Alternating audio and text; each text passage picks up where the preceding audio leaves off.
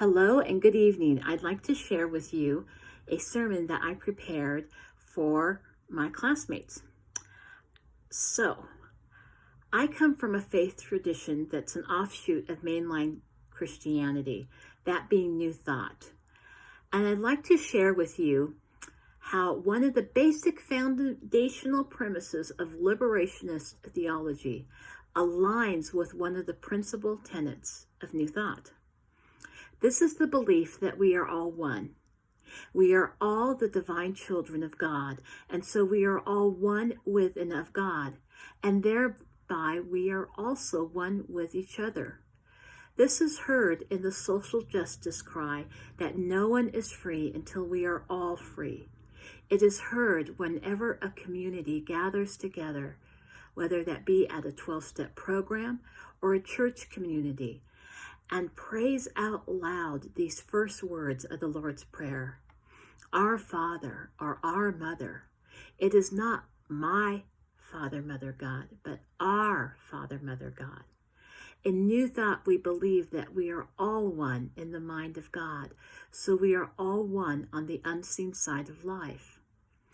Although this language of the unseen side of life might not be used by liberationist theologians, it is indeed recognized by the fact that the struggle for liberation and equality of power, economics, and social justice is to make this spiritual truth of oneness a reality that can be seen, an embodied reality that can be lived in wholeness. To quote from the Black Power statement written in 1966 by the National Committee of Negro Churchmen in setting forth their argument for reconciliation with whites, we and all other Americans are one. Our history and destiny are indissolubly linked. If the future is to belong to any of us, it must be prepared for all of us, whatever our racial or religious background. For in the final analysis, we are persons, and the power of all groups must be wielded to make visible our common humanity. We can come together and wield our God-given power to make visible our common humanity. We can do this as liberationist theologians. We can do this as one human to another human. And this is realizing and embodying our oneness with one another, with our Creator, our highest power, who I choose to call God. There is the Buddhist concept that we are all in the same boat. Yes, we are all in the same boat because there is that truth, yes, absolutely, but because each one of us sits in different parts of the boat, we experience traveling across choppy waters and weathering storms in different ways, depending upon where we sit. This is how I view our position and perspective as liberationist theologians in connection to our work of liberating all people from the systematic sins and injustices of oppression. We are all in the same boat as liberationist theologians, along with those who are oppressed and with those who oppress. However, some may sit way in the back of the boat and find it more of a challenge to stay balanced and not fall into the water. Others may sit in the middle and find that they can navigate the challenges of weather and water, but they must diligently work at moving the boat onward and upward through it all. And those in the front may discover that they are the ones who must stare straight into the eye of the storm and not back down. All of us passengers are on the same boat, and all have different challenges and experiences. And we all must help each other as we make our journey together. Womanist author Alice Walker stresses that the goal of community building is, of course, to establish a positive quality of life, economic, spiritual, educational, for Black women, men, and children. But her understanding of a womanist is not as a separatist, because concern for community building and maintenance must ultimately extend to the entire Christian community, and beyond that to the larger community. One of Walker's most oft-quoted explanations of the difference between a feminist and a womanist is, womanist is to feminist as purple to lavender. We are all hues of different colors, but the greatest artist ever, that being God, has one palette of colors from which God paints our material, earthly world. And so we all belong to the same color family of God as the one absolute primary color from which all other colors originate. God has created each one of us in its very same spiritual image and likeness, and yet we each have our own unique expression of God's Spirit, which we embody and experience as individuals.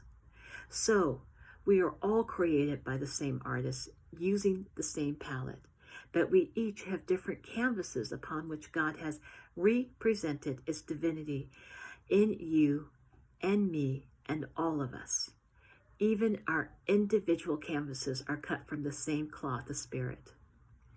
To deny that we are one with God and therefore one with each other is to deny all life, including our own, because the only way we can deny that we are not all connected together in an infinite web of the one life of God is to feel so shut off that we disconnect from feeling. And so we move about as thinking, human embodied machines. And that's not what we're here for, to be mindless zombies with agendas set for us by bot-run social media platforms. We're here to feel what we see, what we witness, what we experience. Poet Mary Oliver extends this invitation to us.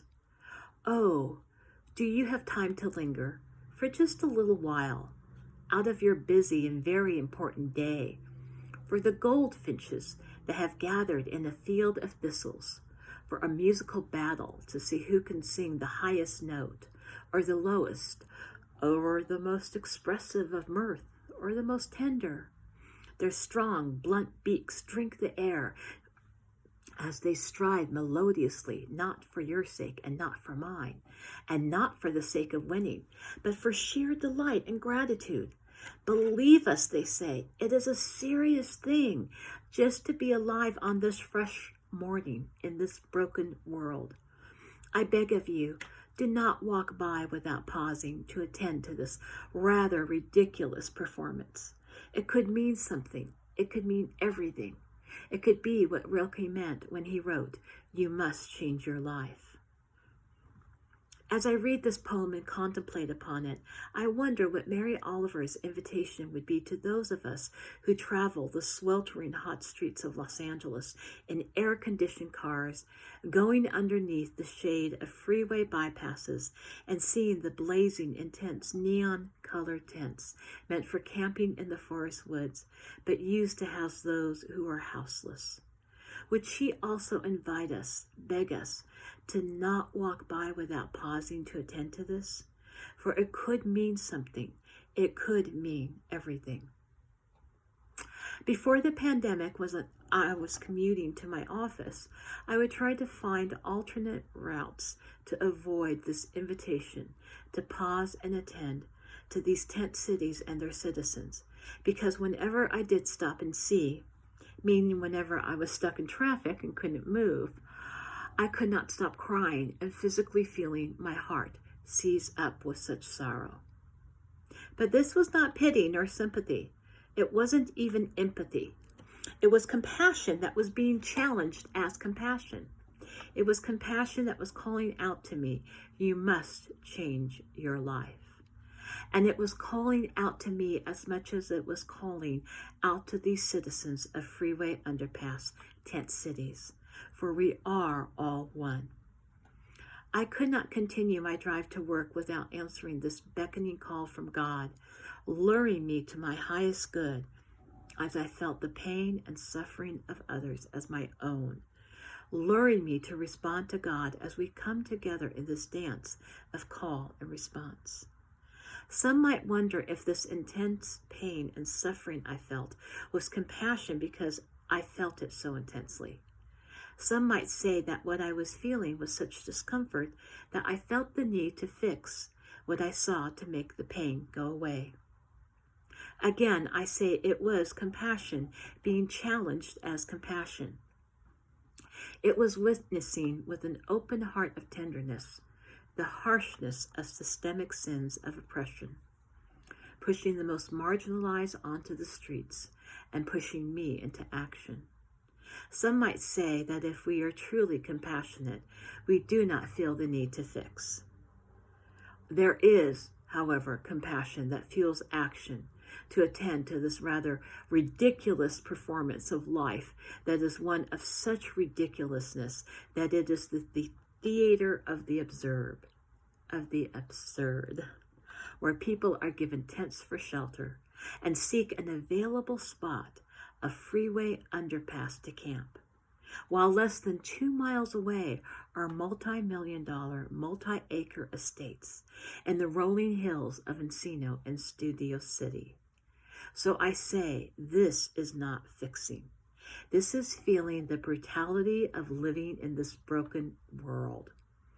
I cannot and do not wish to divorce myself from feeling this, because on an even deeper level of feeling that has become such a deep feeling that it has become an innate knowing and an embedded belief. I feel, I know, and I believe we are all one, and so the suffering of others is what I suffer. This goes not just for the physical sufferings and social injustices, but also on the personal level, such as when someone slings an arrow at me out of their own anger and frustration. I feel not just the sting of the wound, but also I feel the hurt they feel or they must have felt to have caused so much hurt. For we are all one. And this also goes for us liberationist theologians. We are learning every week about different liberation theologies, serving different interstices of marginalized and oppressed communities. But we must remember, whatever community we serve, whatever community for which we are seeking justice, equality, betterment of life, and wholeness, we are doing the same for other communities. We are doing the same also for ourselves, as we are all connected. And we are serving not just those who are oppressed, but also the oppressors, for they too are not free, and that they are bound by their own oppression. Think about this. Oppressors are bound by their own oppression. If they seek to move outside their insider status into outsider status of those who are not privileged, they will be creating a situation as described in the Negro Churchman's statement of Black Power, where conscienceless power meets powerless conscience. This can result in more chaos because one who has been bound by the oppression of being the oppressor many times feels and believes that they are not just entitled but actually obligated to hold firm their position of privilege. This is the consciousness of their power of position. But we cannot change this lack of conscious awareness of the oppressor. However, we can change the consciousness of the oppressed so that they know and believe that they do indeed have a power that is greater than any human oppressor, that being the infinite power of God and its goodness, a power that knows no opposite.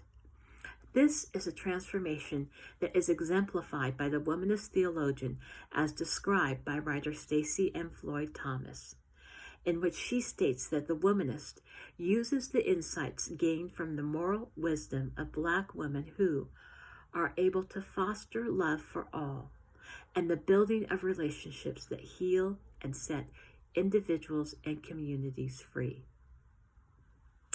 So now remember that being all one, this transformation engaged in by womanist theologians can also be engaged in by all liberationist theologians across the board, using the moral wisdoms and teachings of the communities they serve so as to foster love and healing. And because we are all connected as one in the mind and heart of God, when we engage in such transformation for the oppressed, it must also ignite transformation of those who oppress. We may not see a radical change, but it is happening all the same. Think of how glaciers may never look like they are melting, but they are. We just don't see much of the meltdown because it happens underwater. Same for the meltdown of the hardness of the oppressor's heart.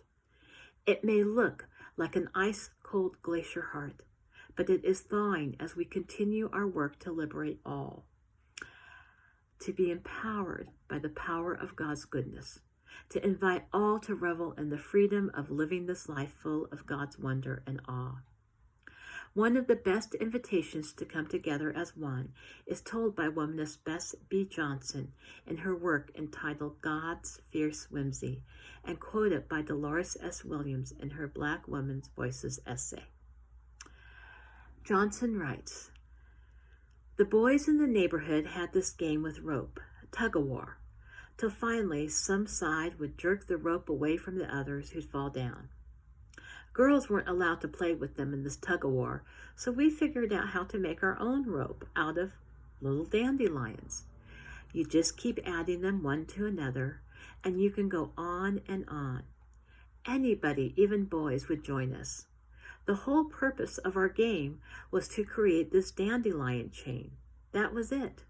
And we'd keep going, creating till our mamas called us home." So while I was reading this, I thought exactly what Williams concludes her essay with, that this dandelion chain where everyone participates in creating it, and by doing so becomes part of the chain, is a reflection of the divine spirit that connects us all. We are all one, connected together in God's infinite dandelion chain. We are all one within of God and with each other, no matter what. Thank you.